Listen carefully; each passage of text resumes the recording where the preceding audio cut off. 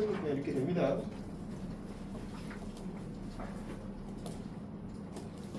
이렇게 되고요. 아까도 얘기했던 것처럼 이제 전자기학 담당해서 진행을 하겠습니다. 너희들 책 몇 페이지 피면 되냐면은 117페이지. 네, 117페이지에 보면은 이것이 이제 선생님과 진행할 부분이라고 보시면 돼요. 전자기, 파동, 광학 이렇게 써있지, 그지? 물리는 크게 역학 파트, 전자기 파트, 파동 파트 이렇게 세 가지로 나눠지는데 역학이 좀 양이 많아요. 역학이 좀 양이 많아서 그 외에 이제 상대적으로 전자기학이랑 파동은 살짝 양이 좀 적습니다. 그래서 전자기 파동은 선생님이 담당한다고 생각하시면 되고 역학은 이제 수요일날 다른 선생님이 진행하신다고 생각하시면 됩니다. 예, 그거 이름은 이렇게 되는데 오랫동안 여기 근무했기 때문에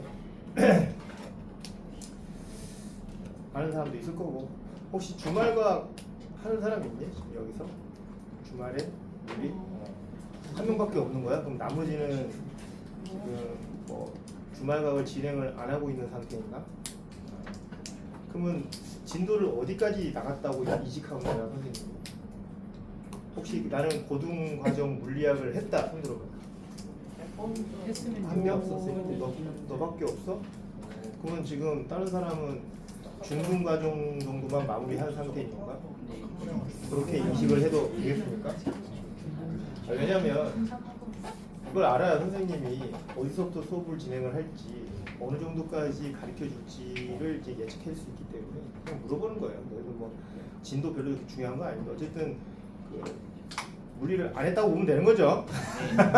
그래 안 그래? 그러면 오늘 내용이 조금 어려울 수 있어요. 고등과정 물리 같은 경우는 어렵단 말 들어봤냐 혹시? 물리가 좀 과학 부분에서는 조금 난이도가 있다는 소리 좀 들어본 적이 있습니까? 물리가 다른 생물이랑 지구가 이런 거에 비하면은 살짝 좀 호불호가 나눌 수 있긴 한데 난이도가 조금 있어요.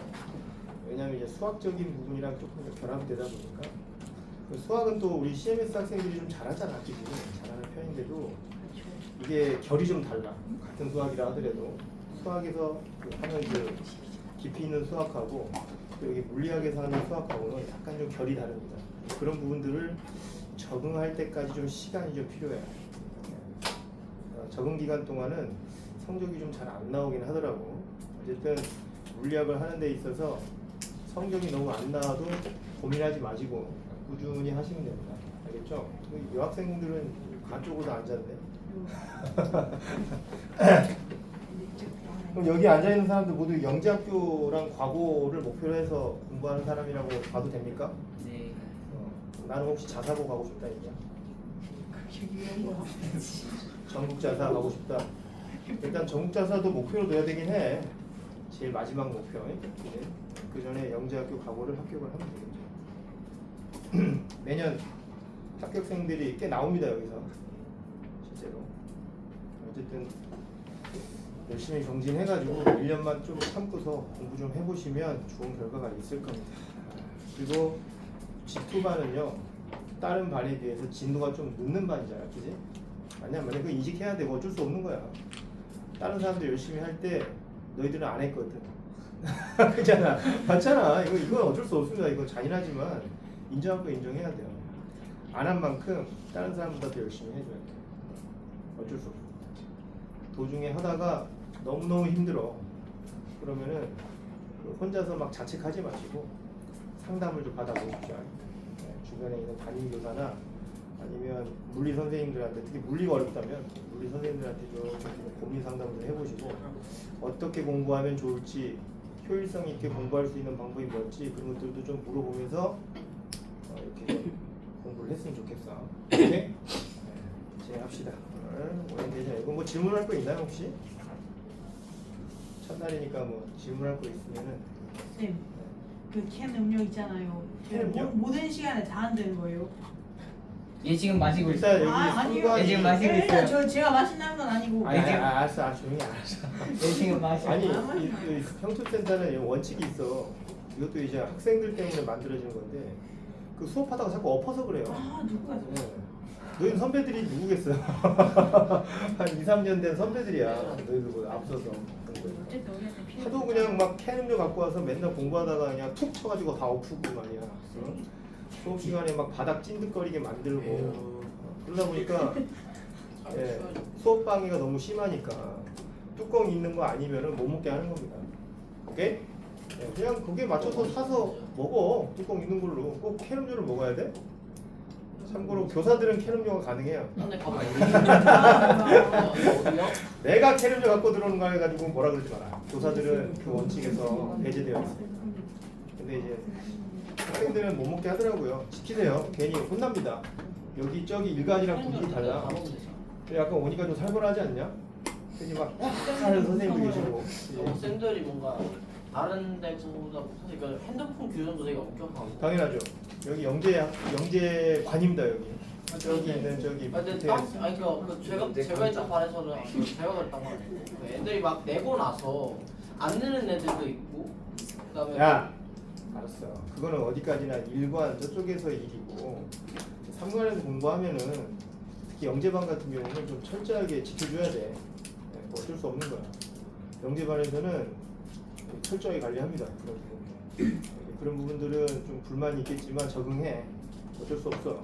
네? 학원에 있는 동안은 핸드폰 보는 거나 이런 것도 철저하게 감시당하고 그랬어. 아마 핸드폰 보려면 저기 가서 서서 봐야 될 거예요.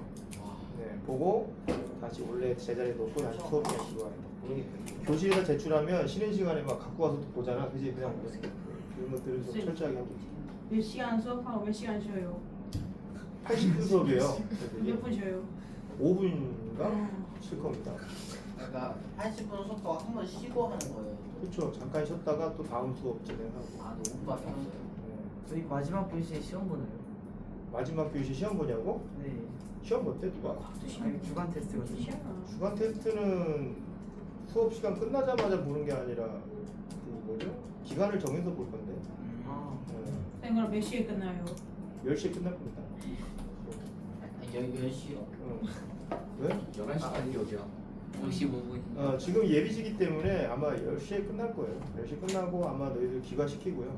조금 시간이 지나면서 너희들이 좀 적응을 좀 했다 싶으면은 슬슬 기과 시간이 늦어질 겁니다. 도서관. 그래서 도서관에서 별도로 남아서 공부도 좀 해야 될 것이고 나중에 5월부터는 아마 그렇게 될 거예요. 지금은 3학년들이 있기 때문에 지금은 독서실은 못 쓸 거고 3학년들이 좀 빠지면 그때는 이제 너희들이 독서실 쓰면서 공부할 거고 설마 공부를 안 하고서 영재학교나 과고를 합격하려고 하는 놈들은 없겠지. 말도 안 되는 거죠. 맞냐 안 맞냐? 그거 공부도 안 하면서 그런 학교에 합격하면은 후회해. 일단 그 학교 들어가서 못 버텨요. 공부 열심히 하셔야 돼요. 어쩔 수 없어요. 상위 우리나라의 상위 0.03%에 해당되는 학생들이에요. 그 부류에 들어가는 거예요. 우리나라에서 보면은 초엘리트 집단으로 가는 길입니다. 쉽겠냐? 아니. 쉽지는 않겠지, 그지? 공부도 어렵고 그만큼. 근데 다행스러운 건 뭐냐면 이 공부를 하는 사람들이 너무 적다는 거야. 천만다행이지 않냐? 너희 고3 때 가면은 다 열심히 공부하잖아, 그지? 고3 때 가면 대학교 들어가려고. 그래 안 그래? 물론 안 하는 친구도 있긴 하겠지만 그래도 50만 명이 준비하는 시험하고 그지? 수능이 매년 한 50만 명 보잖아? 영재학교는 몇 명이 한 준비하는 건가? 한 4천 명, 5천 명밖에 안 돼요. 정부에서 지원하는 학생들이. 그리고 그 학생들의 한 60% 이상은 다 CMS에서 준비하고. 그러니까 매우 극소수만 준비하고 있는 전형이에요. 너희 학교에서도 영재학교 준비하는 애들 많지 않을걸? 한 반에 한두 명 있냐? 그치? 그 정도 될 거야. 그래서 조사해보니까 전체로 따지면 전체 중학생이 5%입니다. 5%도 안 되는 학생들이 서로 경합을 벌여가지고 들어가는 거란 말이야. 그러니까 지금 하는 공부가 너희들이 인생에서 하는 공부 중에서 가장 효율이 좋습니다. 경쟁률도 제일 적어요. 한 두세 명만 이기면 돼. 한 3대1이니까 경쟁률 평균 3대1 정도니까 한 2명 정도만 제쳐주면 합격할 수 있어요. CMS 평촌에서도 매년 한 100명 이상이 모이거든요. 영재반 준비하는 학생들. 내 친구들까지 해서 3명 중에서 1명은 합격한다고 생각합니다. 이제 두 명만 제치면 돼. 알겠지? 그런 식으로 해서 공부하십시오. 그리고 과거까지 포함하면 한 반수가 다 합격합니다. 그러니까 한 명만 제치면 돼요. 그 정도만 돼도 과거에 들어갈 수 있지. 과거까지. 그리고 한 80%가 자사고까지 다 들어갑니다.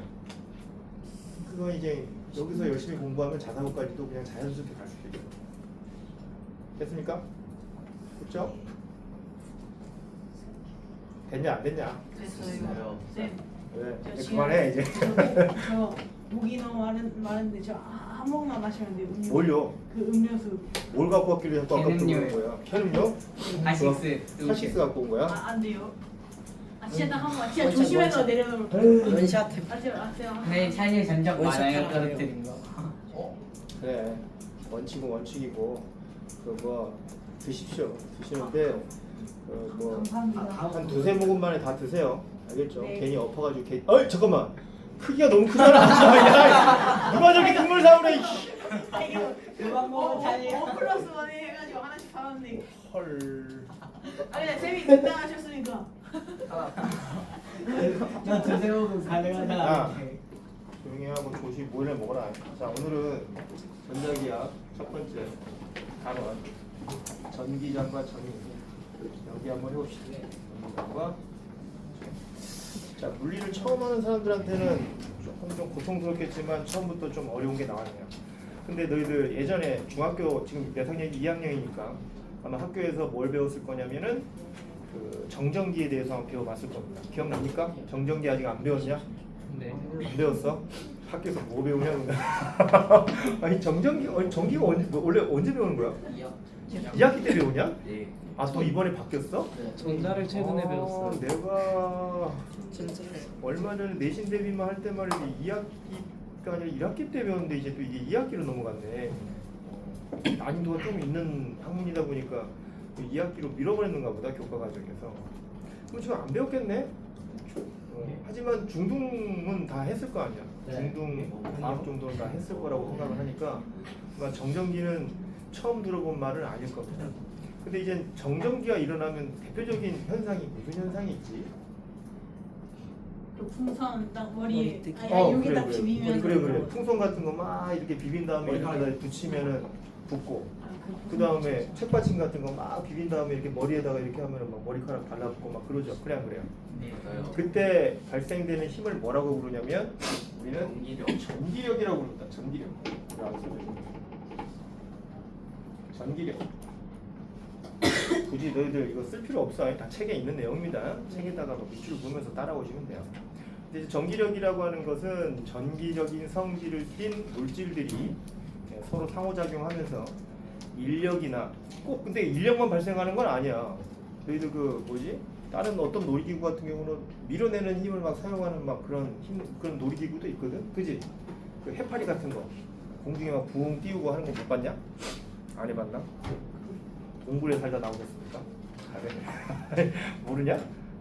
어쨌든 이 전기적인 어떠한 이런 전기력은 인력 또는 청력이라고 하는 이 두 가지 힘의 종류가 있는데 내가 얘기하고자 하는 것은 그게 아니라 중학교 과정 때는 이런 전기력이 달라붙는다 또는 서로 밀어낸다 이 정도 수준만 배우겠지만 고등 과정에 가면은 이 전기력의 세기를 구하는 방법을 가르쳐 줍니다.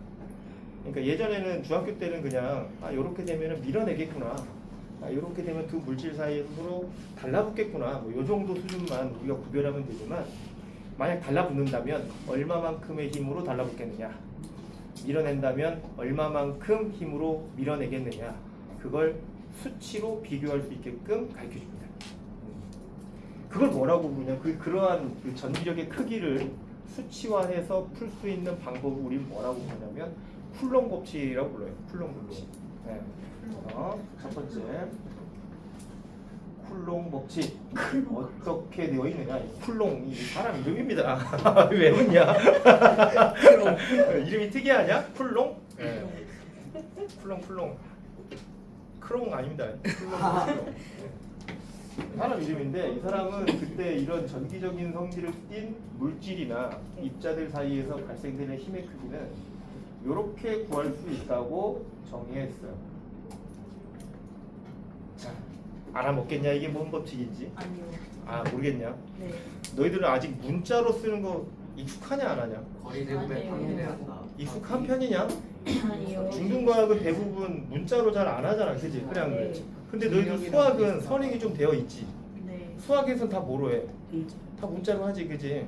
그러니까 이제 물리도 이제 그 중학교 과정에서처럼 한글로 물리량들을 필요 없게 표기하는 것보다는 이게 문자로 많이 표기하기 때문에 이 문자들을 보면서 이해를 할 필요성이 좀 있어요. 그럼 이 문자를 좀 해석을 좀 해봅시다. F는 뭘 의미하는 거냐면 포스의 약자입니다. 그냥 힘을 의미한다고 생각하시면 돼요. 전기력의 약자로 F를 썼다고 생각하면 되는 거고, K는 이게 뭐냐면 이제 상수입니다. 상수. 여기다 함수에서도 막 상수 있고 변수 있고 막 이러잖아, 그지? 그냥 그래. 고정된 값이란 뜻이고요. 이거요. 고정된. R제곱이라고 하는 것은 뭐냐면 R은 어떠한 입자와 입자 사이가 서로 거리. 떨어져 있는 거리가 존재하거든. 아 근데 오늘따라 왜 이렇게 안 나오냐 이거. 하나 골 때려버리네. 잉크가 부족한 거 아니에요? 아니야, 잉크는 꽉 차 있어. 짜증나. 비워요. 어? 뭐라고? 그럼 다른 걸 쓰시는 건 어때요? 이것밖에 없어. 아이고요. 자, 어쨌든 입자가 이렇게 두 개가 있다고 생각하고, 예를 들어서 요 놈이 플러스 극을 띠고 있는 입자, 이놈도 플러스 극을 띠고 있는 입자라고 하면은 무슨 힘이 발생하냐?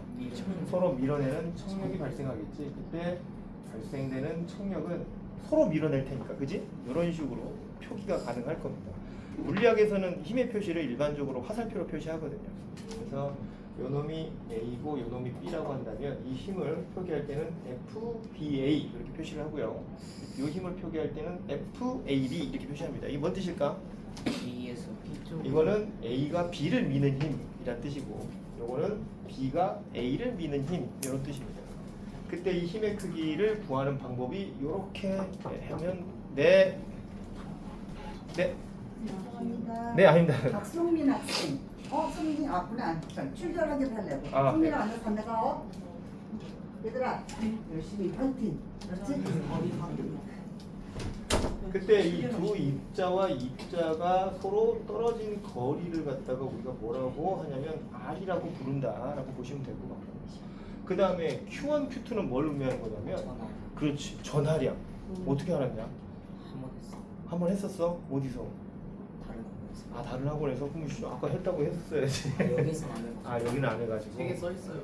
책에 써 있어? 아, 좋았어. 아유, 인재가 한 명 있네. 이 전하량이라고 부르는데, 그러니까 얘가 가지고 있는 전하량은 Q1, 얘가 가지고 있는 전하량은 Q2라고 가정했을 때 두 입자가 가지고 있는 전하량의 곱으로 이 힘의 크기를 구한다라는 겁니다. 그럼 여기서 한 가지 의문, 친구야. 전하량이 뭐냐? 전화량이요. 뭘 보고 전하량이래 그걸 그러냐? 뭘까? 자, 전기적인 성질을 띠는 이유는 뭐 때문일까? 일단 물질이 근본부터 좀 가보자. 전기적인 성질은 뭐 때문에 띠게 되는 거냐? 전자? 플러스 마이너스. 플러스 마이너스. 그러니까 그 플러스와 마이너스라고 하는 그런 성질들은 뭐에 의해서 부여되는 거야 일반적으로? 방금 얘기했던 것처럼 전자. 그지? 전자가 언제 발견됐지?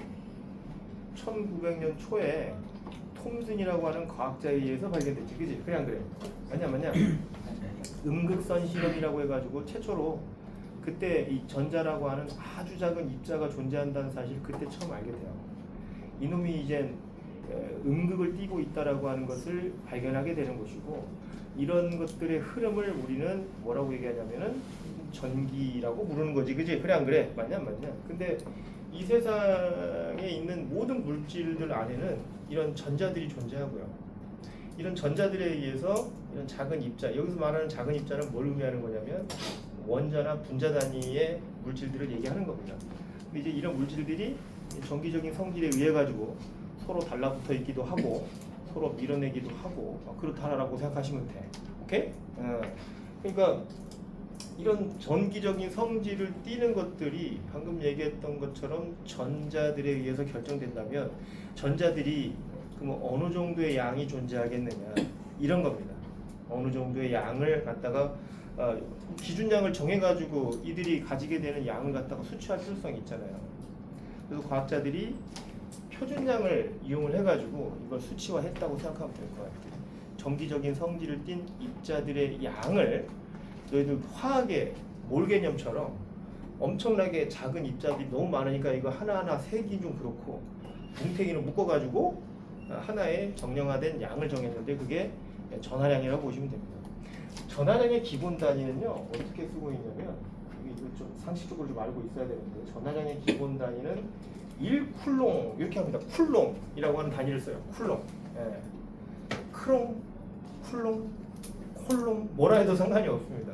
선생님은 그냥 쿨롱이라고 부르는데 이 단위가 전하량의 단위다라고 생각하면 되는 거고 그럼 1쿨롱 정도면은 입자 몇 개 정도가 1쿨롱인 거예요? 라고 생각할 수 있는 거잖아. 그지? 그 입자의 개수가 어느 정도냐면 이 정도 됩니다. 6.25 곱하기 10의 18승계 정도의 전하를 묶어가지고 이 정도를 1쿨롱이다 라고 정의를 하고 있습니다. 이게 1쿨롱 정도의 전하량이라고 보시면 돼요. 몇 개냐 이거? 10의 18승계야. 대략 해봤더니 625경입니다. 625경 정도 된답니다. 이 정도가 625경. 너무 천문학적인 숫자 아니냐? 그지?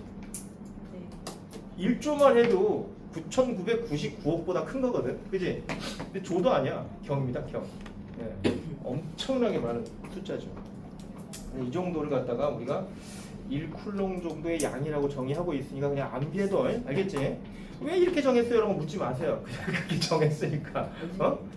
근데 왜? 단위가 1C라고 적혀있어요. 저기. 네, 그게 단위예요. 1C가 단위야. 쿨롱이라고 부르는 단위입니다. 그래서 1쿨롱 정도의 양은 전기적인 성질을 띤 아주 작은 입자들 한 요 정도가 모여가지고 1쿨롱이라고 하는 전하량을 표기하고 있구나 이렇게 이해하면 돼. 오케이? 매번 625경 쓸 수는 없잖아. 그래 안 그래? 마냥 이거 셀 수 있어요? 셀 수 있는 개념이 아니기 때문에 이런 식으로 표현을 하고 있다. 어쨌든 쿨롱 상수값에다가 R제곱의 두 입자가 가지고 있는 전하량의 곱으로 이 힘의 크기를 정의하고 있고요. 상수값은 대략 어느 정도 값을 갖고 있냐면 9.0 곱하기 10의 9승 정도 되는 값을 가지고 있는 상수값이라고 보면 돼요. 그래서 너희들 그 상수 계산하냐 안 하냐 웬만해서는 잘 안 하지. 그지? 파이도 우리 계산 잘 안 하잖아 이제 중학교 가면서. 그지? 예전에 초등학교 때는 3.14 곱해주곤 했지만 물리학에서도 사실은 이런 상수값 같은 경우는 표기만 하지 굳이 계산까지는 하지는 않습니다. 근데 몇몇 문제에서는 이 상수를 넣어서 계산하는 문제도 있으니까 그럴 때는 또 넣어서 계산하시면 돼요. 알겠죠? 네. 없으면 그냥 K로 두면 됩니다. 5K, 3K, 8K 뭐 이런 식으로 표현을 해도 된다는 얘기죠. 이게 전기력의 크기를 구하는 방법입니다. 어려운 거 있냐 없냐? 없어요. 없지 그지? 이 정도는 다 할 수 있을 거라고 생각이 됩니다. 쿨롱 법칙. 문제 한번 풀어볼까요?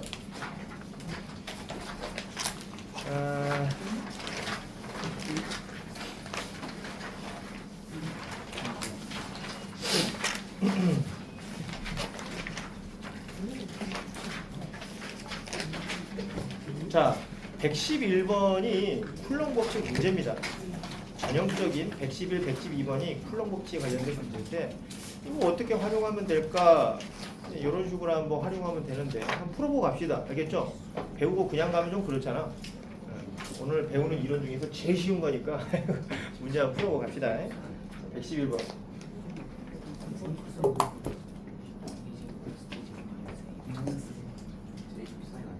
중력 가속도가 얼마?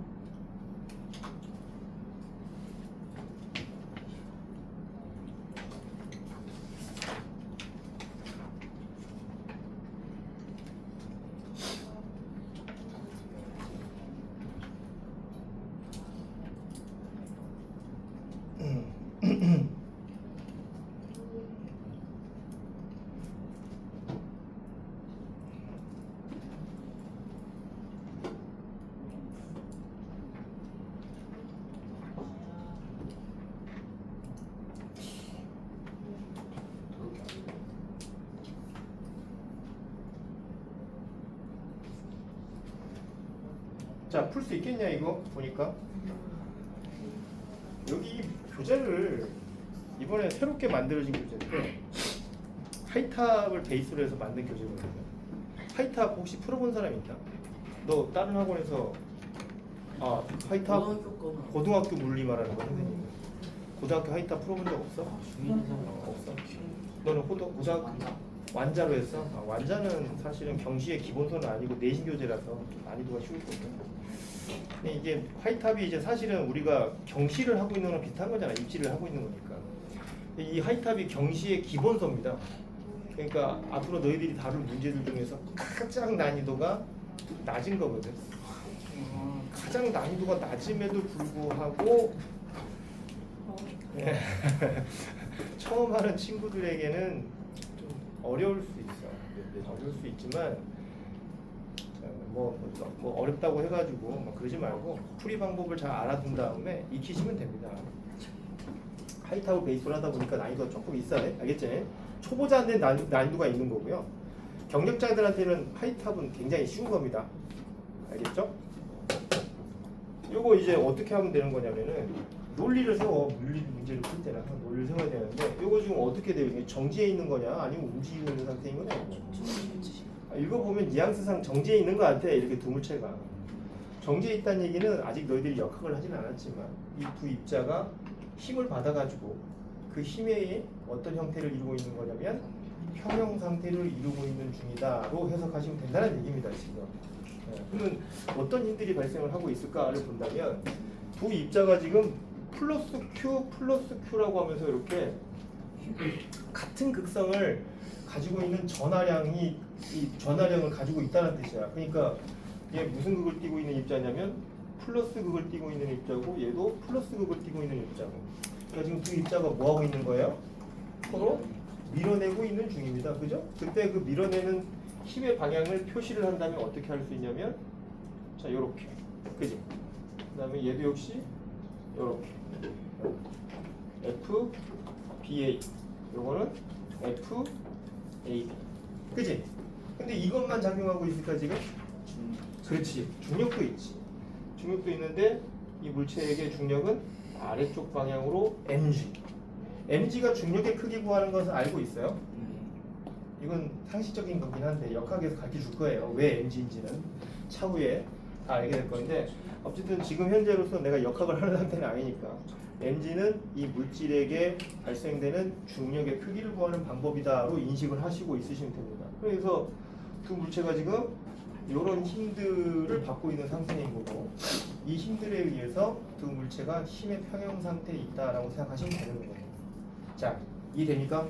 자, 근데 지금 문제는 뭐 구하라고 되어 있는 거냐면 A와 B 사이의 거리 X를 구하래. X.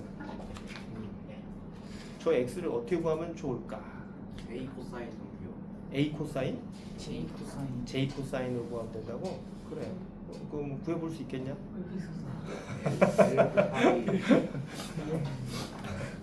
구해볼 수 있을까?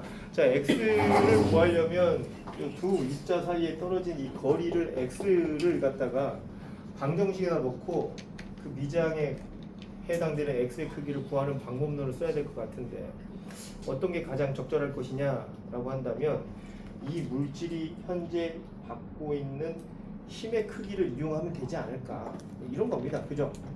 맞냐 안 맞냐?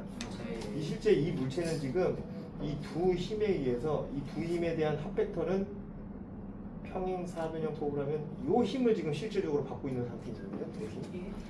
두 힘에 대한 합벡터. 너희들 벡터 배웠냐 안 배웠냐? 역학 처음에 안 배웠나? 나 초반에. 이거 중학교 때 가르쳐 주지 않냐? 아니. 중학교 때 사라졌어. 고등학교 때 처음.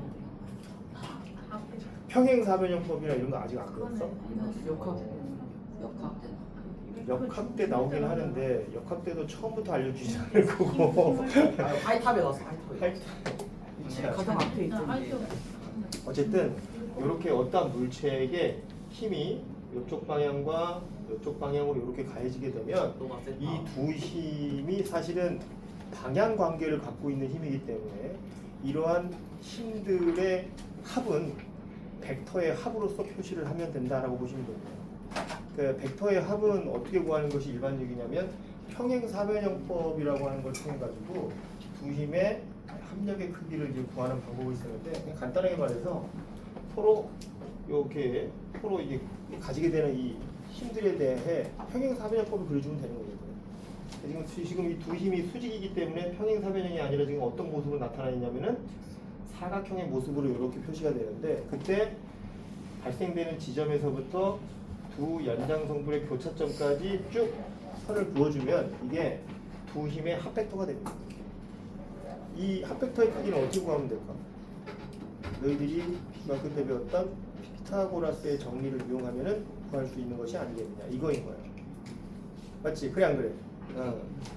이거의 제곱 더하기 이거의 제곱은 이거의 제곱인 거잖아. 그지? 그런 식으로 해가지고 이 대각선의 길이에 해당되는 실제로 이 물체가 이 두 힘에 의해 이런 효과의 힘을 받게 되는데 이 힘의 효과의 크기를 구하면은 우리가 아까 알 수 없는 이 미장의 x라고 하는 것에 대한 방정식을 만들어 볼 수 있는 것이 아니겠느냐 이렇게 이해하고 문제를 푸시면 된다는 얘기입니다. 왜냐하면 이 x는 그 입자 간에 발생되는 FBA를 구해보면 그 안에다 x를 포함시킬 수가 있거든. 어떻게? 아까 방금 배웠던 플렁 법칙으로. 자, FBA를 한번 구해봅시다. FBA 어떻게 구하면 돼? 불러봐.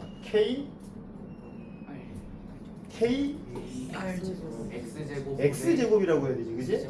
X제곱에 Q제곱. 왜냐하면 이 둘 다 QQ라고 하는 전하량을 가지고 있으니까 이게 FBA야.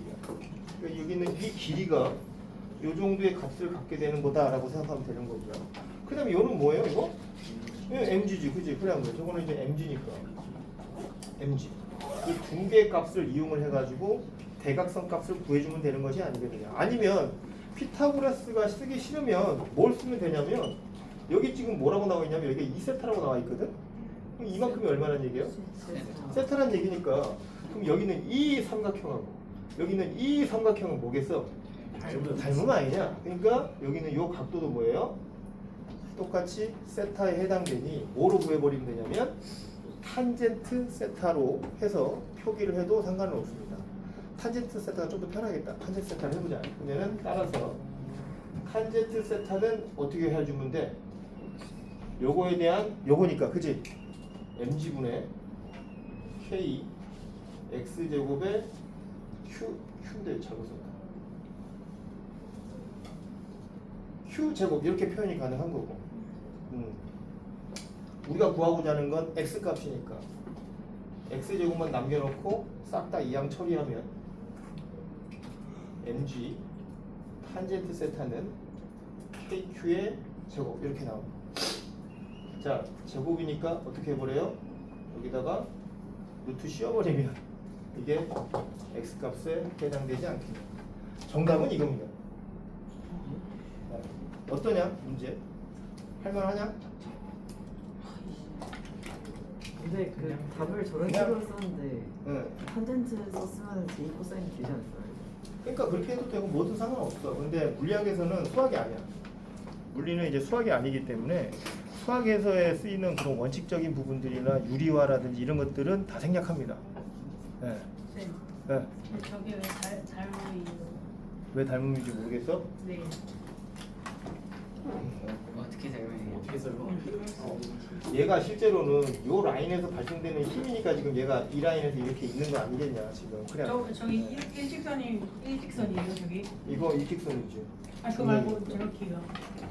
이게 내가 그림을 좀 잘못 그려놨는데 이 두 힘에 대한 벡터가 얘가 이 힘에 이렇게 발생되는 이 줄에서의 장력도 있거든요. 그러니까 실제로 내가 표기는 안 했지만 여기서 이렇게 장력이 존재하기 때문에 이 장력과 여기서 발생되는 이 두 벡터의 힘의 벡터가 서로 평형을 이루어야 됩니다. 그래야 멈출 수 있어요. 그렇기 때문에 이때 이 두 힘에 대한 합 벡터는 반드시 이 줄과 같은 작용선상에 있어야 돼요. 안 그러면 멈춰 있을 수가 없습니다. 아이씨 미쳤다. 아니 저 그 장력이 역학 안 하고 전자기압부터 했더니 이거를 이쪽으로 당기면 움직일 거 아니야. 근데 이거 이쪽으로 당기면 안 움직이겠지. 그거는 이게 고정되어 있어. 이게 고정이 안 돼 있으면 이렇게 갈 거 아니야. 근데 고정이 되어 있으니까 당겨도 안 움직이는 거지 이 방향으로. 야야야야야야야야 내가 실수했다. 어? 너무 어려운 걸 하자 그랬다. 네. 그냥 이론만 하자. 다시 앞으로 가보자. 잠깐만. 야, 이거 큰일 났다 이거 어떡하지? 그래서 지금 해줘야 될 게 많고요. 가운데 있다거든. 진짜 어떻게 하냐? 근데 그렇게 할 수가 없어. 전자기학과 역학이 같이 가야 돼. 근데 내가 봐도 첫 단원이 너무 어려운 단원을 갖다 넣어놨어. 그니까요. 첫 단원. 첫 단원은 좀 쉬운 걸 좀 해놔줄 건데 첫 단원이 좀 어려워. 그러니까 선생님은 너희들이 오늘 처음 이렇게 물리를 고등 물리를 거의 처음 한다는 학생들로 이제 구성되어 있기 때문에 부담을 좀 최대한 좀 덜어드리려고 해요. 이거 그냥 소개해 준 겁니다. 이렇게 써먹는 거야 라면서 소개해 준 거지 굳이 이거 막 내가 사고력을 발휘해서 내가 막 풀려고 막 할 필요까지는 없습니다. 이 정도 수준 알겠죠? 요게 첫 문제부터 있어가지고 내가 좀 해보자 그런 건데 그냥 그런 것다 해도 됩니다. 알겠죠?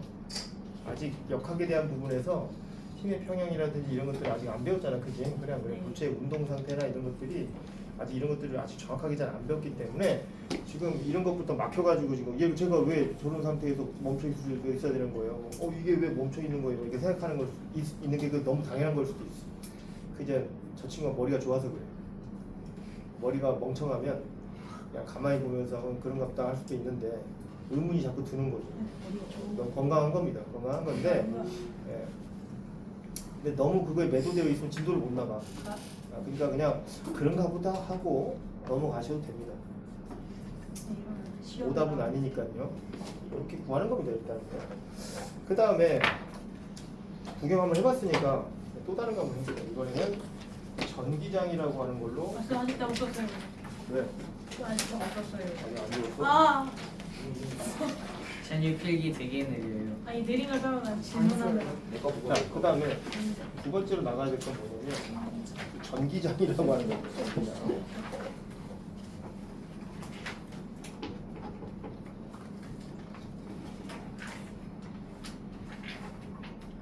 자, 참고로 이 전기장 파트는요 전자기학에서 제일 어려운 거예요.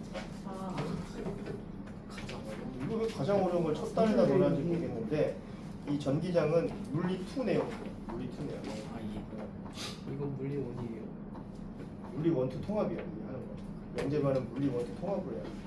그럼 가장 어려운 게 아니라 50% 상위 50% 아니에요? 뭐가? 아니 뭐 개소리 하지 마. 그게 아니라 너희들이 전자기학을 하는데 여러 단원이 있겠지만 가장 어려운 단원이야. 네? 가장 어려운 단원이야. 근데 그게 제일 앞에 나와 있어. 장단점이 있습니다. 제일 어려운 걸 먼저 배워버리면 향후 배우는 것이 쉬워져가지고, 그지? 그래 안 그래? 네. 그 뒤로 쉽게 가는 이제 경향이 있어. 근데 이제 단점은 처음부터 좀 욕심이 있는 친구들, 그런 친구들 같은 경우는 이 파트가 이해가 안 되면 지풀에 자기가 꺾여가지고 넘어갈 수도 있다는 거예요. 그래서 이 파트는 이해를 못해도 괜찮습니다. 이거 영재학교 입시에 나올까요? 안 나올까요? 안 나옵니다. 안 나옵니다. 안 나오지만 왜 배우느냐? 이 파트 안에서 몇 가지 이론 개념들이 그래도 꽤 써먹어 볼 만한 것들이 꽤 있어. 약간의 활용 능력을 높여줄 수 있는 그런 요소들이 좀 있습니다. 사고력을 조금 높여줄 수 있는 그런 요소들이 존재하거든요. 그래서 배운다고 보시면 됩니다. 그래서 그런 의미로 해주시면 될 것 같아요. 그런 의미로. 실제로 노골적으로 물리2 내용에 해당되는 전기장을 갖다가 구하라고 하는 그런 문제들은 너희들 입시에서는 안 나와. 안 나오고 이론적으로 이제 이런 게 있구나라고 하면서 진행하시면 될 것 같습니다. 나중에 이 다음 단원에 해당되는 전기 회로 같은 거 있잖아요, 그죠? 자기장 같은 거 있지? 거기가 훨씬 더 많이 나옵니다, 입시에서. 그러니까 오늘은 그냥 이런 단어는 이런 것들이 있구나, 이런 물리량도 있구나 이렇게 생각하시면 돼요. 근데 이거 S 집안이나 너희들보다 윗반은 다 배웠던 거야. 너희들 안 배우면 되겠냐? 되겠냐? 안 돼요. 이거 되겠지, 그지? 그래 안 그래? 안 돼요. 위쪽 반 애들은 다 알고 있는데 너희들만 모르면 좀 어때? 안 돼요. 거지 같잖아, 그지? 그래 안 그래? 그러니까 그런 의미라도 동기부여를 해서 해보도록 합니다. 전기장은 뭐냐면요. 전기장이라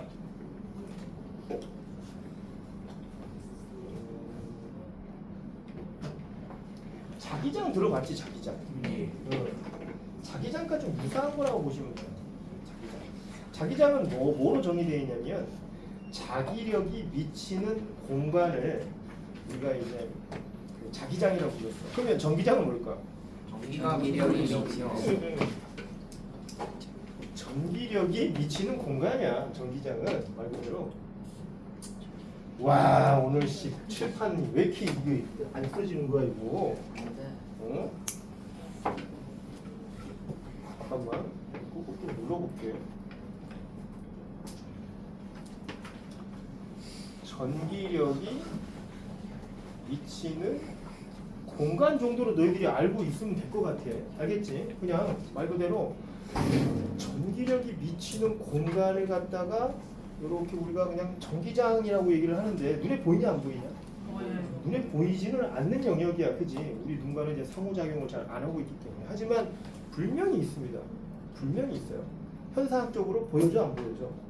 보여주잖아. 머리카락 뜨기도 하고 그래 안 그래? 맞잖아? 맞냐 안 맞냐? 그 정전기 같은 거 해보면 그런 현상들 있지 않습니까? 네. 막 이렇게 에보나이트 같은 막 문질러가지고, 그지? 펴가지고 다 문질러가지고 막 종이 같은 거 이렇게 하면 막 종이들이 막 달라붙기도 하고 그런 영역이 분명히 존재하는 거거든요. 그런 데를 전기장이라고 얘기를 하는데, 그럼 이 전기장을 갖다가 그 전기장도 그 장이 강한 데가 있고 장이 약한 데도 있지 않습니까? 그죠? 그래 안 그래요?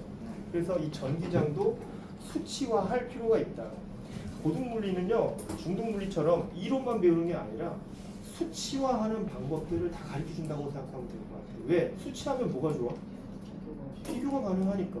수치적으로 비교를 하면 아주 작은 차이라도 어느 쪽이 더 크고 작다라는 것을 이해할 수 있고 좀 더 수학적으로 분석할 수 있으니까 그런 부분에서 이해도를 굉장히 높일 수가 있거든요. 어떻게 정의하고 있느냐면 우리가 이제 전기장을 갖다가 문자로 표시할 때는 일렉트릭 약자로 E를 씁니다. 대문자 E를 써요. 이걸 에너지로 착각하시면 안 됩니다. 알겠죠? 에너지는 아니다. E는 Q분의 F 이렇게 정의하고 있습니다. 단위는 어떻게 쓰냐면 뉴턴 퍼 쿨롱이라고 하는 단위를 써요. 왜 이 단위를 쓰는지는 알겠지, 그지? F는 전기력이야, 전기력, 그지? 힘의 단위는 일반적으로 우리가 뉴턴을 사용하지. 그래서 뉴턴. Q는 아까 얘기했어. 전하력이에요, 전하. 전하력의 단위는 쿨롱을 쓴다고 그랬어. 그러면 이 Q분의 F가 무슨 뜻을 의미하는 걸까? 전화장보네. 전화량과 그 반비례하고 Q분의 F가 무슨 뜻일까? 뭔데 이게 전기장의 세기를 갖다가 수치하는 방법일까? 라고 한다면 어떠한 입자를 전기장 속에다 넣었을 때 그 입자가 받는 힘의 크기를 갖다가 전기장이라고 하는 것 같아요. 근데 그냥 아무 입자나 놓으면 힘을 받을까? 아니지. 전기적인 성질을 띤 입자를 놔야 힘을 받을 거 아니냐. 그래서 그 입자가 가지고 있는 전하량, 즉 단위 전하량에 따라 얼마만큼의 힘을 받고 있느냐가 전기장의 그 뭐라고 의미라고 보시면 됩니다. 무슨 말인지 알지, 그지? 단위 전하당 받는 전기력의 크기. 같은 단위 전하를 놓는다고 하더라도 전기력을 세게 받을 수도 있고 작게 받을 수도 있는 거 아니냐. 그래 안 그래? 세게 받으면 강하게 당기거나 밀 거고요. 약하게 받으면 약하게 당기거나 밀 건데 그때 같은 전하량을 가지고 있다 하더라도 받는 힘의 크기를 비교하면 전기장의 세기를 수치화할 수가 있다. 그래서 Q분의 F 이렇게 표시합니다. 이게 전기장의 세기를 구하는 방법이고요.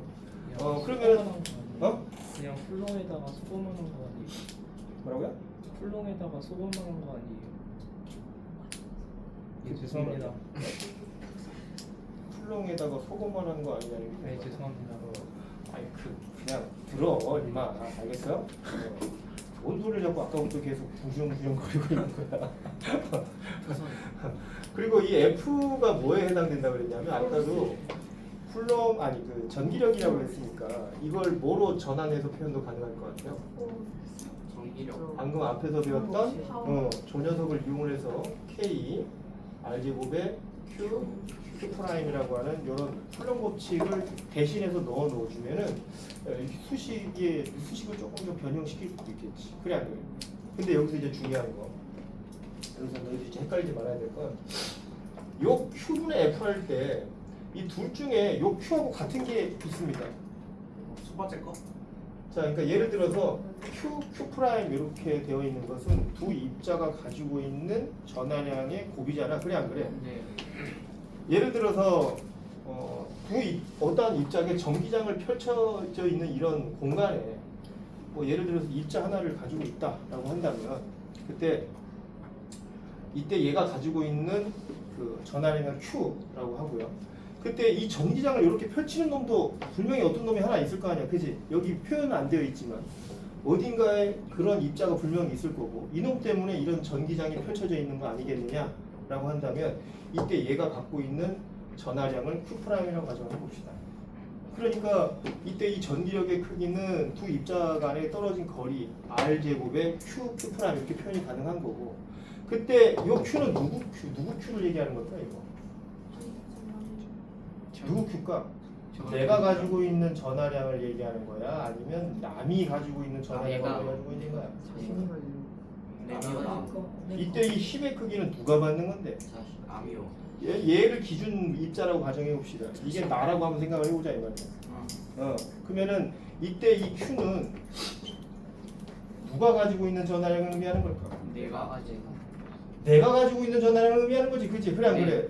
내가 가지고 있는 전하량 중에 단위 전하당 받는 힘의 크기를 비교하는 거잖아, 그렇지? 그래 안 그래?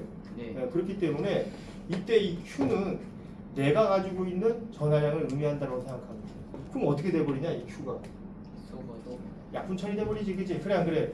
약분 처리되면서 공식이 어떻게 바뀌냐면 R제곱에 K R제곱에 Q 프라임 이렇게 바뀐다는 거야, 그치? 이때 Q 프라임은 누구의 전하량이야? 상대. 이 전기장을 만든 대상의 전하량을 의미한다고 생각하시면 됩니다. 그래서 이 공식이 뭐냐면 우리 뭐라고도 부르냐면 어떠한 전기적인 성질을 띤 입자가 있어. 이 입자가 있는데 이 입자 주변에 뭐가 펼쳐져 있을 거냐면 전기장이 이렇게 막 펼쳐져 있어.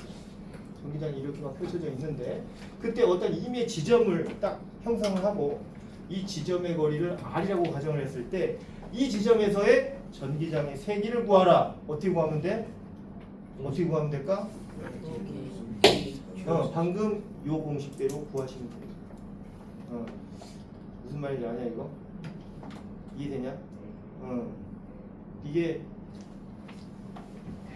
여러분 구하고 있으니까 알아두시면 될 것 같아요.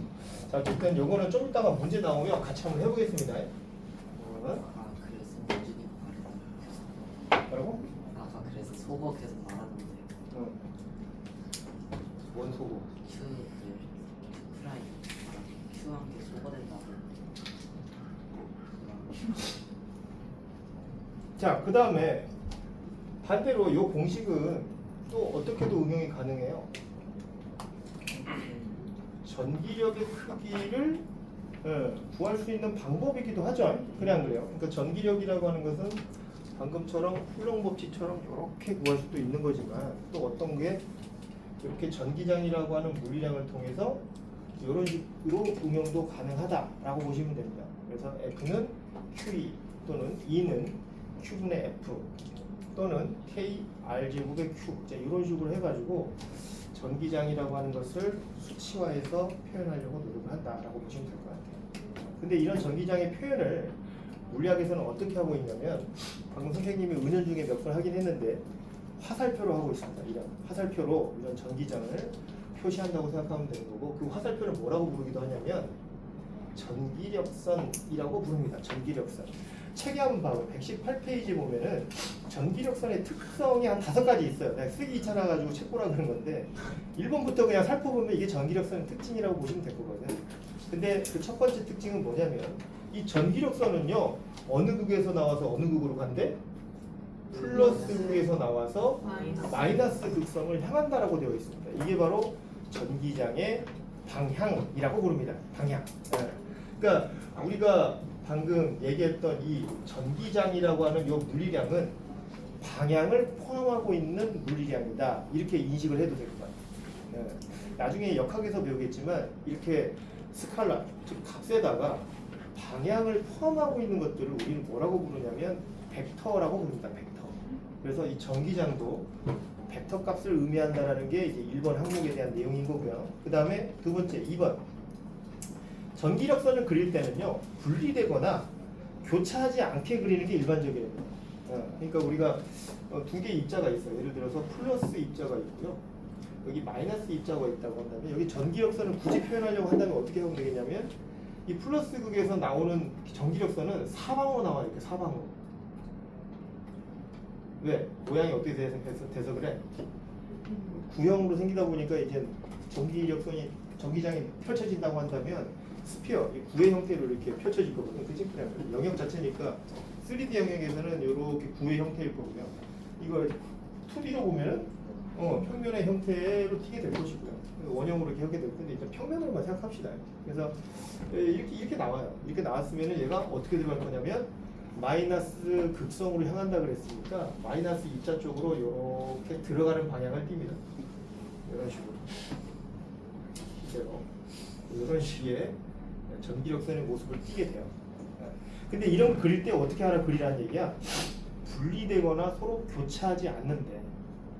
분리된다는 얘기는 가다가 이렇게 서로 이렇게 분리된다는 얘기인데 이렇게 그리면 안 된다는 거예요. 원칙을 정해놓은 거예요. 그냥 금감도 하십시오. 교차하지 말자라는 건 뭐냐면 이렇게 가다가 이렇게 하지 말란 얘기예요. 이런 식으로 그리지 말란 얘기입니다. 그냥 이 전기력선을 그릴 때는 이런 원칙이 있다라고 되어 있는 거니까 이렇게 받아들이시면 됩니다. 쌤 무한원이 뭐예요? 무한원이라고 하는 것은 말 그대로 그거야. 무한원. 예? 어디까지 펼쳐져 있는지 모르는 거야. 엄청나게 크게. 그 다음 세 번째, 전기력선의 그은 접선의 방향이 그 점에서의 전기장의 방향이 된다고 했는데 보면 알겠지만 전기장이 어떻게 펼쳐져 있냐면 이렇게 이제 곡선의 형태를 띌 때도 있거든요.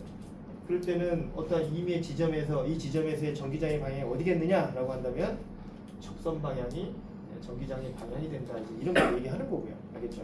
그 다음에 네 번째, 밀도가 강한 곳은 전기장이 세대.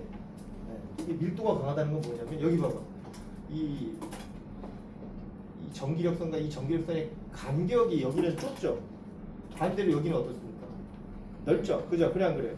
그래서 같은 면적을 기준으로 했을 때 이제 간격이 좁으면 좁을수록 더 큰 전기장의 세기를 나타내는 거다라고 얘기하는 건데 이것도 뭐하고 되게 비슷하냐면 자기력선과 매우 유사한 그런 특성을 가지고 있으니까 그렇게 이해하시면 되고 그 다음에 전기장의 세기가 2인 점에서의 전기장의 방향에 수직한 면을 지나는 전기력선을 1제곱미터당 2개의 비율로 그린 걸로 정한다 이렇게 나와 있는데 전기력선도 그냥 마구잡이로 막 그리지 말란 얘기예요.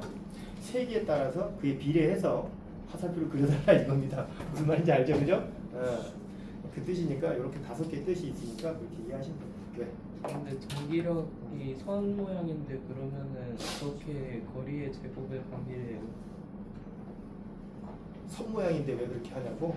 네. 왜냐하면 항상 전기력선을 갖다가 표시를 할 때는 어떠한 면적, 임의 면적을 통과하는 자기력선의 수로 얘기합니다. 일반적으로. 면적을 통과하는. 원래 의미가 그랬지. 그러니까 그러한 면적을 근데 이제 그게 우리가 3D로 펼쳐져 있는 공간인데 2D로 해석을 하니까 그런 거고 일반 의미상.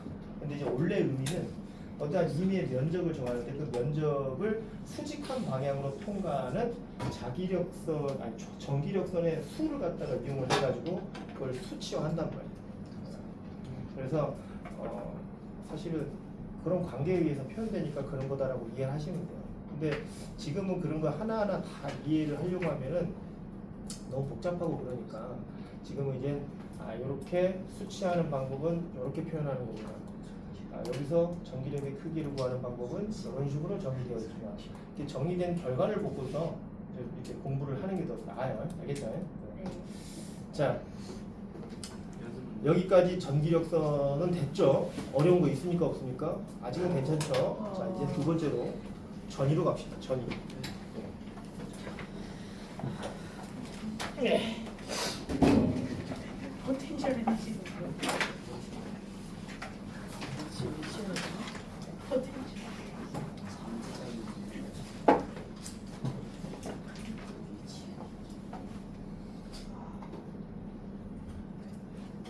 두 번째는 전위라고 하는 개념인데 전위는 이제 뭐의 약자냐면 전기적인 위치 에너지의 약자입니다. 그냥 전기적인 위치 에너지의 약자를 전위라고 얘기를 한다는 겁니다. 그러니까 이게 뭔 뜻이냐면 자, 여기 이제 극판이 있어요. 여기 이제 플러스 극판이라고 하고 여기를 마이너스 극판이라고 한번 해봅시다.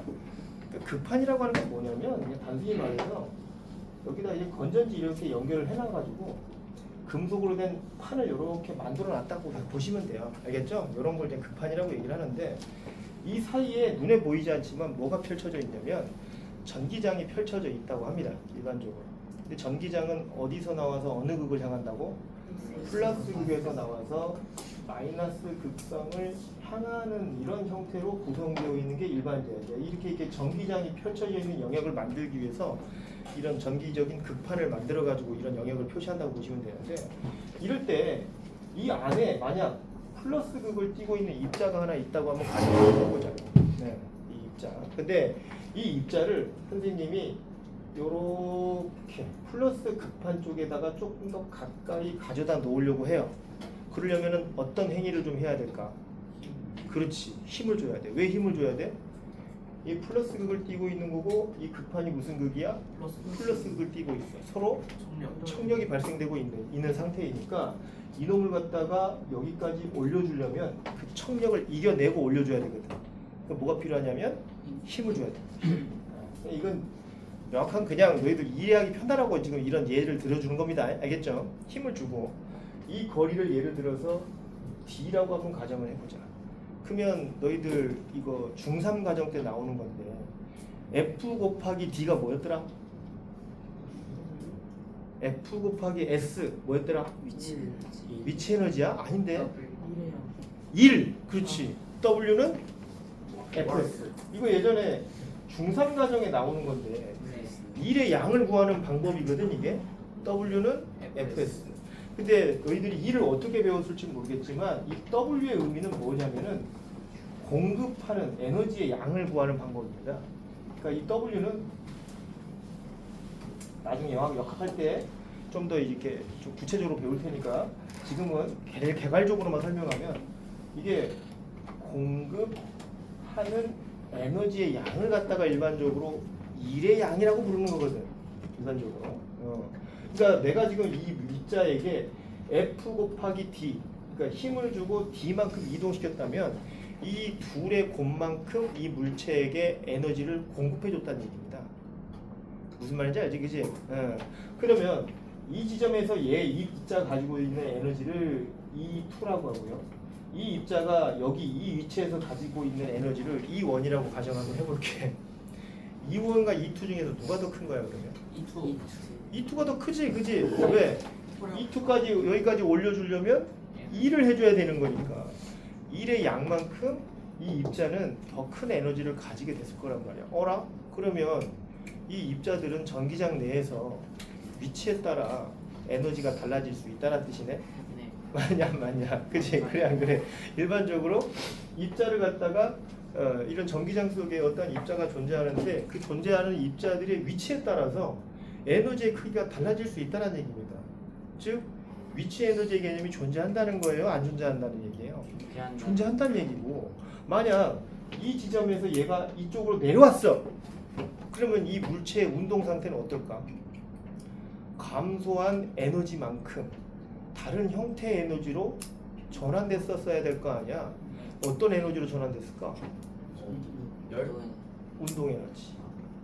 운동 에너지를 갖게 되는 그런 상황이 되는 거지. 이 입자들도 사실 에너지 보존 법칙에 위배되면 안 되잖아. 그지? 맞냐 안 맞냐? 그런 이론 개념에서 나온 거야. 이 전이라고 하는 개념이 별거 없어. 지금 이걸 암기하라고 얘기하는 게 아니라 전기적인 입자 성질을 띤 입자들도 사실은 질량을 가지고 있는 입자들이란 말이야. 그러니 이놈들도 운동하게 되면 어떠한 에너지를 갖게 돼? 운동 에너지를 갖게 되는 것이고, 운동 에너지를 갖고 있다는 얘기는 위치에 따른 위치 에너지도 존재할 수 있다는 얘기거든. 맞냐 안 맞냐? 우리가 중력이 존재하고 중력의 영향을 크게 받는 입자들, 너희들 말이야. 친구야, 여학생 친구야, 교복 입은 여학생 이름이 뭐지? 이름 라희야, 너 저기 옥상에서 떨어지면 어떨 것 같아? 그냥 조용히 떨어지냐? 그게 아니라 내가 떨어진 만큼 뭘로 전환돼 버려? 운동 에너지로 전환되지, 그지? 그래 안 그래? 그 중력에 대해서 라이가 만약 갖고 있는 위치가 있다면 그게 위치 에너지라고 부르는 것처럼 이 입자들도 그런 위치 에너지가 있는 거죠. 그럼 선생님, 중력에 대한 위치 에너지가 있다란 얘기예요? 근데 너무 작아서 중력에 대한 위치 에너지를 얘기하기 좀 힘듭니다. 얼마만큼 잡냐면 대략 10의 마이너스 31승 킬로그램이에요. 이 정도의 질량을 가지고 있으면 중력의 영향을 받는다고 봐도 되냐? 거의 안 받는다고 봐도 되지 않냐? 그지? 그래 안 그래? 너무 작잖아. 너무 작아도 그래도 뭐는 존재할 수 있다? 중력에 대한 위치 에너지가 너무 작아서 사실은 우리가 좀 스킵할 수, 생략해도 되지만 이런 전기장에서의 이런 위치, 즉 극한 양극과 음극 사이에서의 양극과에 가까운 거리에 있을수록 더 높은 위치 에너지를 가진다라고 하는 개념은 가질 수 있다는 얘기야. 이게. 자, 요약하자. 전기적인 성질을 띤 아주 작은 입자들이라 하더라도 뭘 가질 수 있다? 위치 에너지와 운동 에너지를 가질 수 있다. 이게 요입니다. 알겠죠? 방금 위치 에너지가 정체가 뭐예요? 라고 했을 때는 이런 것들이 위치 에너지의 정체라고 보시면 됩니다. 그래서 전위 개념이라고 하는 게 그런 거다. 그래서 이 전위의 단위가 뭔지 아냐 얘들아? 전위의 단위가 뭘까요? 네, 책을 본 사람 알겠지만 볼트입니다. 잠깐만, 볼트 어디서 많이 들었는데? 그래, 전화. 자, 전위의 문자가 어떻게 쓰냐면 우리가 뭐 되게 여러 가지 쓰긴 하는데 우리가 이제 가장 많이 쓰는 문자가 요거예요. 너희들한테 익숙한 단위. 뭐야? 볼트. 볼테이지라고 그러죠. 볼테이지. 전압이라고 부릅니다. 전압. 전압. 그걸 우리가 전위라고 얘기를 하고요. 단위는 똑같이 V자를 써가지고 볼트를 쓴다는 겁니다. 그럼 너희들이 중학교 때 전기로 배울 때 배웠던 그 건전지의 전압 1.5V, 3V 이런 거, 요게 뭐에 해당된다는 거야? 방금 얘기했던 요겁니다. 그러니까 너희들이 전기회로를 분석을 할 때 단순히 전압이 뭐야? 라고 물어보면 학생들은 대부분 뭐라고 물어보냐면 전하를 밀어주는 힘? 요 정도로 뭐 생각하나? 아무튼 뭔가 압이란 말이 붙어 있으니까 뭔가를 자꾸 눌러주는 힘, 밀어주는 힘, 뭐 이런 식으로 이제 인식을 하던데, 그렇게 인식하지 말고 어떻게 하라고 나온 거냐면 이 단어는 그 전압이라고 하는 개념을 위치 에너지에 대한 개념으로 좀 인식을 해라. 그러니까 높이를 가지고 있는 이런 위치 에너지적 개념을 너희들에게 알려주기 위해서 지금 이 단원이 도입됐다고 보시면 됩니다. 자, 뭐 어려운 거 있나요? 아직까지는 괜찮지, 그지? 그래 안 그래? 자, 넘어갈게요. 그러면 우리가 전자기에서 말하는 이 전압 V는 그러면 역시 수치화할 수 있는 방법이 필요한 거잖아, 그지? 그래 안 그래? 그래서 어떻게 정의하고 있느냐라는 겁니다. V는. 그래서 책에는 이 V가 뭐라고 나와 있느냐면 이렇게 정의되어 있어. Q분의 W. 이게 전압의 기본적인 의미라고 보시면 돼요. 이거 한번 해석해 보자. Q분의 W. 뭔 뜻일까? 전하량분의 1의 양은 나라도 그렇게 얘기하겠다. 그 유치원생도 그 정도는 얘기한다. 그걸 얘기하는 게 아니라 이게 무슨 의미를 갖고 있느냐 이거예요. 아까 얘기했지만 W가 뭐예요? 공급하는 에너지. 어떠한 입자를 이 위치에서 이 위치까지 움직여주려면 뭘 해줘야 된다고? 일을 해줘야 돼. 그러니까 이놈한테 여기까지 일을 해줬어. 그 일의 양을 뭘로 나눠버린 거야? 전하량. 그러니까 이 의미는 뭐냐면 단위 전하가 공급받은 에너지의 양, 이게 전압의 의미라는 겁니다. 이게 전압의 의미. 와. 조금 좀 어렵죠, 그죠? 의미 자체가 조금 어렵습니다. 제가 생각해도 좀 어렵다, 야, 인간적으로. 이제 Q분의 W 이런 식으로 표현하기도 하고요. 이걸 갖다가 조금 좀 다르게 표현하면 아까처럼 Q분의 FS로도 쓸 수 있죠. FS. 여기 이 사리로 들어보면 이 S 대신 이걸 뭐로 표현도 가능하냐면 D로도 표현이 가능합니다. 이동한 거리. 그리고 F 대신 뭘 넣어줄 수 있어 이거? 그렇지. 아까 우리가 배웠던 요거 K 있지. 그지? 열제곱. 여기 F가 QE 이렇게 바꿀 수도 있고 아니면 아까 쿨롱 법칙처럼 K R 제곱에 QQ 이렇게 바꿀 수도 있죠. 그래 안 그래요? 맞냐 안 맞냐? 그래서 여기도 역시 K R 제곱에 Q 프라임 이런 식으로 이제 바꿔준다고 하면 그때 요 Q하고 요것도 약분되는 Q가 또 있죠. 그죠? 그래 안 그래요? 이 Q는 누구 Q야 이거? 내 Q. 내가 가지고 있는 전하량. 그지? 그래 안 그래? 그럼 여기서도 내 Q가 이렇게 약분절이 되면서 사라지면서 그때 남는 이 Q 프라임은 뭐야? 이러한 전기장을 만드는 입자의 전하량을 의미한다고 생각하시면 됩니다. 되게 중요해요. 나중에 이것 때문에 엄청 헷갈립니다. 이 전하량 뭘로 해야 되더라 막 이렇게 생각하면서 할 수도 있는데 어쨌든 이런 식으로 하면은 이제 공식이 또 어떻게 바뀌기도 하냐? ED. Q가 사라지면 K. 그리고 이 D하고 요 R이 같은 거지, 그지? 그래 안 그래? 떨어진 거리에 해당되니까. 그러면은 요거를 그냥 R로 할까 이걸? R로 할게. 헷갈리니까. R로 하게 되면 R이 하나 사라지면서, 그지? 이 공식이 어떻게 바뀌어? K R분의 Q 프라임 이렇게 바뀌는데 요 공식이 전위를 나타내는 공식이기도 합니다. 전위를 나타내는 공식이 두 가지가 있는 거야.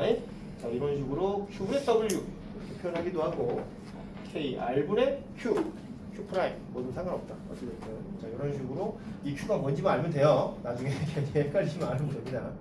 이런 식으로 해서 전위를 표현하기도 한다라고 보시면 됩니다. 쌤, 음. 2에다가 R만 곱하면 V가 돼요. 응? 2에다가 R만 곱하면 V가 돼요. 2에다가 그 2가 R만 전기장. 곱하면 V가 돼요. 클 수도 있지. F니까 그게. 근데 이게 다 연관성이 있어요. 공식들이 다 연계가 좀 되죠. 근데 지금 내가 이 공식들을 이렇게 소개를 해줘도 이 공식이 암기가 될까 안 될까? 안 돼요. 잘 안 될 것 같아. 그리고 내가 지금 이 공식들은 너희들한테 암기하라고 소개시켜주는 게 아닙니다. 내가 지금 이 파트를 하면서 너희들한테 핵심적으로 알려주고 싶은 이론은 뭐냐면 전위에 대한 부분을 앞으로 전압이라고 하는 개념을 에너지적 관점으로 바라봐 달라고 얘기하고 있는 겁니다. 알겠죠? 그런 의미라고 보시면 돼요. 그리고 조금 더 응용을 좀 더 해볼게. 조금 더 응용해보면 자, W는 자, FS는 이제 1공식이지, 그지? 그래 안 그래? 말 그대로 이제 공급한 에너지의 양인데 W 대신 요걸 뭘로 바꿔줄 거냐면 요거 W 대신 바꾸면 Q를 이쪽으로 이항시키면 QV가 되지, 그지? 자, QV. 그 다음에 S 대신 요거를 좀 D로 좀 바꿔보고 그 다음에 F 대신 이걸 Q2로 바꿔보기도 하겠습니다. 그럼 이제 어떤 공식이 나오냐면 Q가 이렇게 약분 처리되면서 무슨 공식이 하나 만들어져? 전위 공식이 하나 더 만들어지지 지금. 그치? 그래 안 그래? V는 이라고 하는 공식도 만들어지게 되는데 이것도 뭐다? 전위를 구하는 공식 중에 하나다라고 보시면 됩니다. 이 공식을 다른 말로 뭐라고도 부르냐면 홀 효과라고 부릅니다. 홀 효과 들어본 적 있나요? 이게 요즘 이 홀 효과가 어느 파트에서 가장 많이 응용되고 있냐면 실생활에서 그 뭔가 압을 누르면 전기 형성되는 거 있지. 이렇게 이렇게 뭔가 꾹 눌러주면 전기가 만들어지는 그 지금 이게 뭔 뜻이냐면 D만큼 전기장이 펼쳐져 있는 거리에 어떠한 입자를 D만큼 이치시켜주면 전압이 형성된다는 뜻이거든. 이게 V는 1D가 그 뜻입니다. 그래서 선생님이 얼마 전에 그 플레이스테이션 5를 갖고 있는데 이게 조이패드로 돼 있단 말이야. 이게 조이패드 아냐? 조이패드. 근데 이 조이패드 그 방향키가 한 1년 정도 쓰면 방향키가 망가져요. 이 방향을 굳이 입력을 안 했는데 캐릭터가 자꾸 스물스물 이게 가 옆으로. 이게 그러니까 접점이 불량난 거지, 그지? 그래 안 그래? 그래서 접점 방식의 이런 스위치들 같은 경우는 언젠가는 이게 고장이 납니다. 한 1, 2년 정도 쓰다 보면. 근데 요즘 나오는 이 조이 스틱이 홀 효과 이펙트를 사용해 가지고 만든대요. 그래서 그 홀 효과를 이용한 그 접점 방식의 조이스틱으로 개조를 했습니다, 선생님이. 왜냐하면 내가 왜 그걸 개조를 했을까? 이 효과에 대한 신뢰성을 갖고 있는 거죠. 이거 영구적입니다. 절대 망가지지 않아요. 절대. 직접 하셨어요? 네. 내가 했겠냐? 이걸 바꿔준다는 업자가 있어가지고 돈을 들여서 바꿨어요. 왜냐하면 너무 지겨워서 이게 그 스위치 망가지는. 네. 이 효율과 이펙트는 단순히 거리에 대한 부분만 바꿔주면 그걸 정기적인 신호로 바꿔줄 수 있는 이제 그런 장치라는 얘기죠. 굳이 접촉하지 않고 접촉하지 않으니까 물리적으로 부서질 일이 하나도 없는 이제 그런 겁니다. 알면은 좋은 거죠. 그래 안 그래요? 네? 이런 것들을 이제 알고 보는 거라고 너무 큰 거니까. 어쨌든 우리는 1위 공식, 홀효과 공식까지 해가지고 전이에 대한 개념을 쭉 한번 설명해봤습니다. 근데 뒤에 참 이것저것 많이 있지, 그지? 그래 안 그래? 이것저것 공식들이 참 많은데,